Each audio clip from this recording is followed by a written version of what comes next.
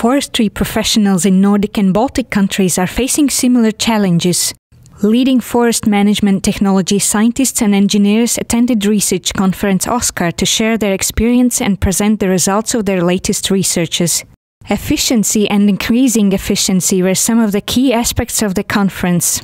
There are fields, I think there are many fields that needs further development, obviously. We are all facing at the moment a problem crisis, you could say, in some of the forest industries, which makes it even more important that we are efficient. We can deliver wood with low costs. So the efficiency and the cost factors are very important to have a profitable forest industry. So that's one of our aims, to see that we are efficiently taking out the trees. But also there is also an increasing pressure from the environment, from the society to do this in a very gentle way. And I think that new technology can also have an important role to play there. During the 3 days, scientists were presenting their researches to conference participants, covering an extensive range of areas, from logging to peat soil and use of laser scanning method in the organization and planning of logging activity. A number of researchers dealt with theoretical and practical aspects of stump removal. Latvian State Forest Research Institute Silava representative Andris Lazdiņš notes that the conference is the largest forest management technology event in Latvia in 20 years. Tā ir lielākā zinātniskā Ziemeļvalstu konference.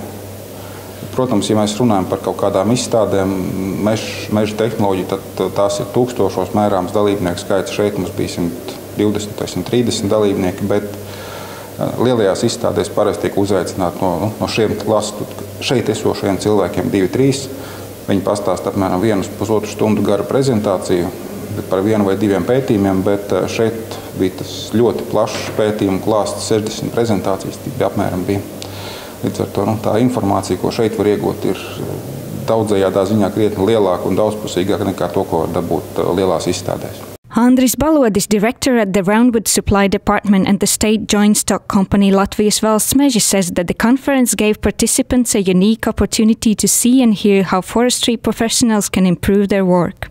On the other hand, end consumers, company representatives could acquaint themselves with the results of the researches and the current trends in forestry management in other countries. To, ko es šeit redzēju vai ieraudzīju, tad zinām tādu apstiprinājumu, vai mēs ejam tai pašā virzienā, kur kaimiņi, vai domājam tai pašā virzienā.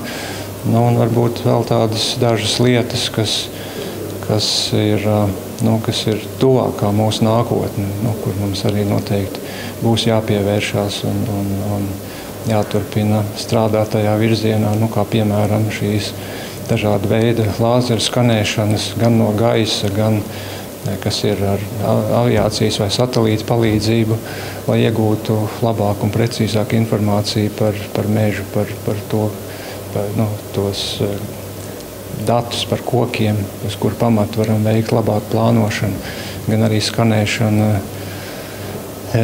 izmantojot meža mašīnas, kas ir harvesteris, kas ir kokgāšanas, sagarmošanas, atzarošanas mašīna.